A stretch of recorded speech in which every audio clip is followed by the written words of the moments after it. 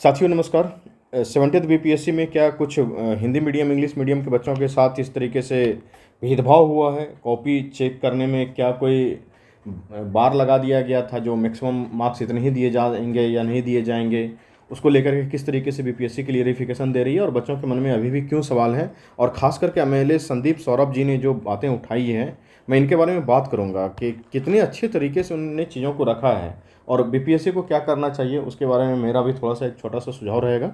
और 70th BPSC अनवेल्युएटेड evaluated copy कब तक आ जाएगी और 71st बीपीएससी का अनवेल्युएटेड कॉपी कब तक आ जाएगी, इन चीज़ों पे बात करेंगे। तो आप लोग टेलीग्राम ग्रुप ज्वाइन कर लीजिए। और एक बात और है कि 71st बीपीएससी मेंस के बहुत सारे बच्चे चाह रहे हैं कि एक कटअप पे लंबा वीडियो बनाया जाए।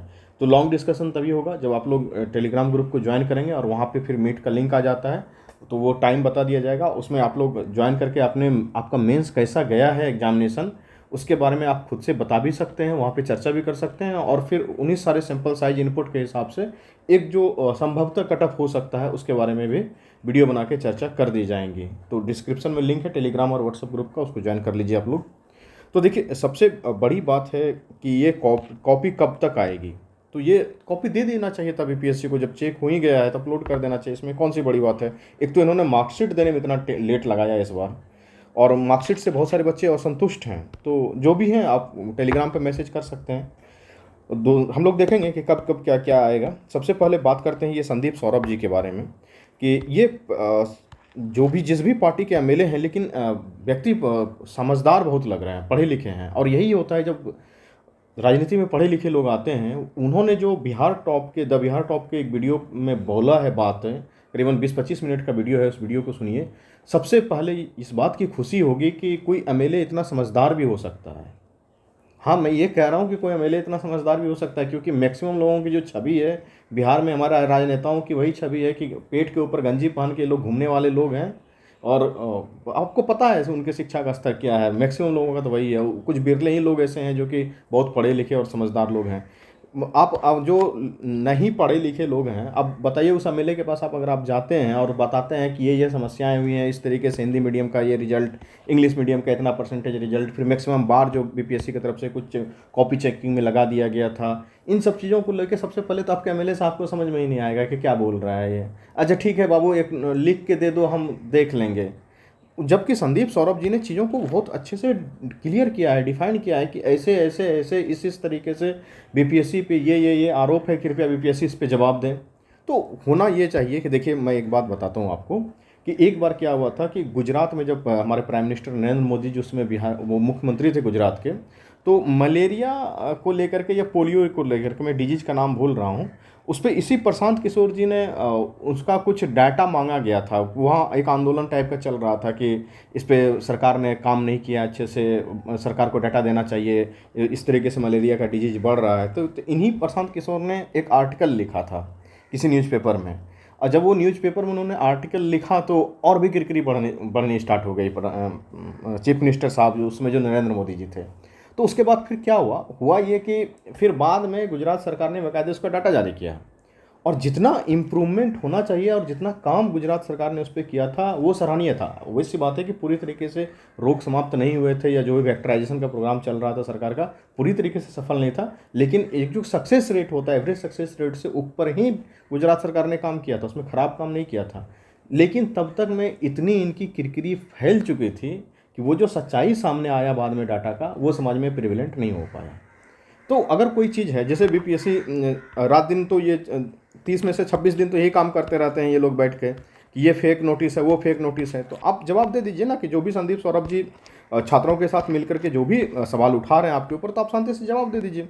ये जवाब है। एक तो आपने पॉडकास्ट किया, उसके लिए बहुत बहुत धन्यवाद कि आपने पॉडकास्ट किया। एक पॉडकास्ट और करके जो भी और भी सवाल हैं उसको कंपाइल करके ले लीजिए, उस पर जवाब दे दीजिए, छात्र भी संतुष्ट, आपका भी काम खत्म हो जाएगा। अगर इस तरीके से कोई बात नहीं हुई है तो सीधी सी बात है। बीपीएससी खुद अपने पॉडकास्ट में बोला है कि हमारे पास विशेषज्ञों की अभी कमी है, तो विशेषज्ञ को लाया जाए ना, इसमें कहाँ कोई दिक्कत लग रहा है। रात दिन तो फेक नोटिस करते रहता है, और ये अच्छा पहल है। मैं इसमें बीपीएससी को कोई क्रिटिसाइज नहीं कर रहा हूँ। अगर कोई चीज़ें फेक चल रही हैं मार्केट में तो उसका खंडन कर देना है, सिंपल सी बात है। सोशल मीडिया का तो ज़माना है आज के समय में। तारीफ़ है संदीप सौरभ जी का कि इतने समझदार तरीके से उन्होंने पहले पक्ष को समझा, विपक्ष को समझा, पूरे उन्होंने कॉपी को देखा है, पढ़ा है, बहुत चीज़ जब विद्यार्थी उसको समझाने का प्रयास किए हैं उसको वो समझे हैं, और समझने के बाद फिर जो है कि उन्होंने पूरा 25 मिनट के आसपास का एक वीडियो बनाया, उसको देखिएगा। उन्हीं बातों को रिपीट करने का यहाँ कोई मतलब नहीं है। तो जो भी है बीपीएससी सीधा सीधा जवाब दे दे। अभी जो बांकीपुर में इलेक्शन हुआ, कुत्ता बिल्ली वाला बयान बिल्कुल गलत था, लेकिन प्रशांत किशोर जी ने उसको मेटरलाइज कर लिया। तो बीजेपी अगर इलेक्शन से पहले सिर्फ ये काउंटर कर देते कि यहाँ कुत्ता बिल्ली वाला बयान गलत है, हमने कहीं कहीं कोई ऐसा बयान नहीं दिया है, कृपया अगर कोई ऐसा बयान है तो सामने निकाल के दिखाएं, वो उस समय तक चुप रहे। अब इलेक्शन हार जाने के बाद फिर ये लोग बोलने लगे।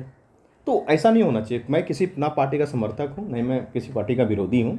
मैं ये सिर्फ एग्जांपल दे रहा हूँ कि जब आप मान लीजिए कोई माल प्रैक्टिस नहीं हुआ है, बहुत अच्छी बात है, बीपीएससी में नहीं होना चाहिए।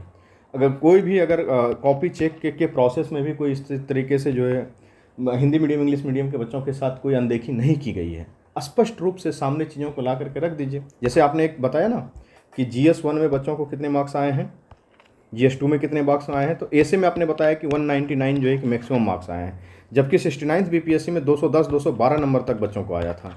तो ये 199 पे इस बार सिमटा क्यों है? इसका कोई जवाब तो होगा ना, क्यों सिमट गया? कोई मतलब ये तो समझ में नहीं आता है कि सोशल साइंस में अगर कोई बच्चा लिख रहा है तो उसको 10 में से 5 नंबर मिलेगा, मैथमेटिक्स बना रहा है तो उसको 10 में से 10 नंबर देगा। ये पद्धति किसने डेवलप किया था जांच करने का? 10 में से 9 नंबर क्यों नहीं आ सकते सोशल साइंस में लिखे हुए बच्चों को? ये अन्याय तो हर जगह हो रहा है, क्यों हो रहा है? इसका कोई जवाब तो होना चाहिए। पिछली बार इतने मार्क्स आए थे तो इस बार कम क्यों आए? तो बहुत सारी बातें हैं। वो वीडियो ज़रूर देखिएगा आप बिहार टॉप में जा कर के, और काफ़ी अच्छा वीडियो उन्होंने बनाया है, और ऐसे पढ़े लिखे लोगों का राजनीति में भी स्वागत है। अब बात रही कि 70th BPSC unevaluated copy evaluated copy कब तक आएगी, तो अगस्त में 15 अगस्त के बाद बीपीएससी उम्मीद है कि ये आपका इवेलुएटेड कॉपी जारी कर देगा। और जो 71st बीपीएससी का अनवेलुएटेड कॉपी है, ये अनवेलुएटेड कॉपी आपका सितंबर के आसपास यानी अगस्त लास्ट में या सितंबर फर्स्ट वीक में आ जाएगा, क्योंकि सितंबर में 71st बीपीएससी मेंस का रिजल्ट भी आना है। तो 71st बीपीएससी रिजल्ट आने से एक महीना पहले के आसपास, मतलब 20-25 दिन का गैप ही रहता, उससे ज़्यादा तो गैप रहता भी नहीं है। तो उस गैप में आपका कॉपी भी आ जाएगा और फिर रिजल्ट भी आ जाएगा। और सारे लोग डिस्क्रिप्शन में टेलीग्राम ग्रुप का लिंक दिया गया है, व्हाट्सअप का लिंक दिया गया है, और यहाँ पे व्हाट्सअप नंबर भी है। जिनको अगर कोई इन्फॉर्मेशन वगैरह चाहिए तो ये नंबर है 94 30 84 0665। इस नंबर पे आप कांटेक्ट कर सकते हैं व्हाट्सअप पे। धन्यवाद।